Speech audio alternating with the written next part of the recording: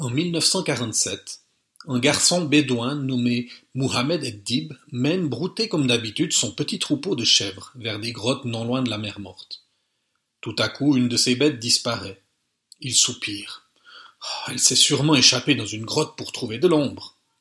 Afin de ne pas grimper dans chaque grotte, il y jette des pierres par leurs entrées.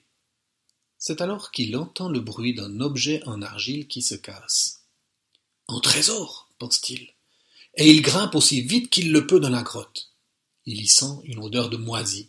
Quelques secondes plus tard, ses yeux s'habituent à l'obscurité. Mohamed découvre alors dans un coin des vases soigneusement couverts. Quand il ôte ce qui couvrait les vases, il se rend compte que ceux-ci sont remplis de rouleaux de parchemin.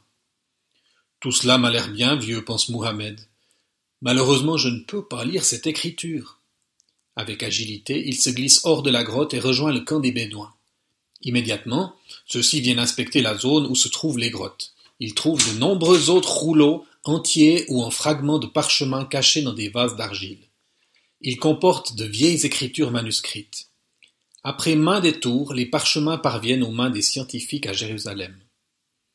Les experts sont unanimes. Ces rouleaux de Qumran, nom de la grotte, datent de la période d'environ 200 avant Jésus-Christ à 70 après Jésus-Christ. C'est une nouvelle sensationnelle, car jamais d'aussi vieux rouleaux bibliques n'avaient été découverts. Les archéologues étudient minutieusement les objets découverts.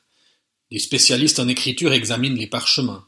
Leurs conclusions sont claires. Ces manuscrits vieux de plus de 2000 ans, copies des textes de l'Ancien Testament, concordent quasiment à 100% et au mot près avec le texte de la Bible d'aujourd'hui.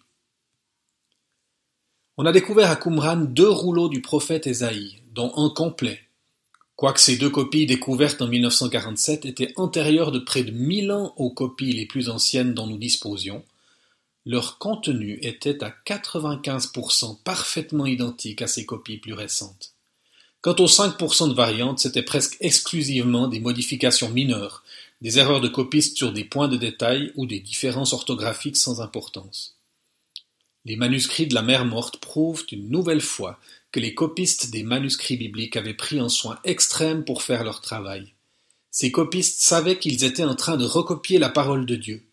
Ils ont donc pris toutes les mesures possibles pour empêcher des erreurs de se glisser dans leur travail. Ils comptaient soigneusement toutes les lignes, tous les mots, toutes les syllabes et toutes les lettres, afin de s'assurer d'une parfaite exactitude. Jésus nous l'a dit dans Matthieu 5, 18.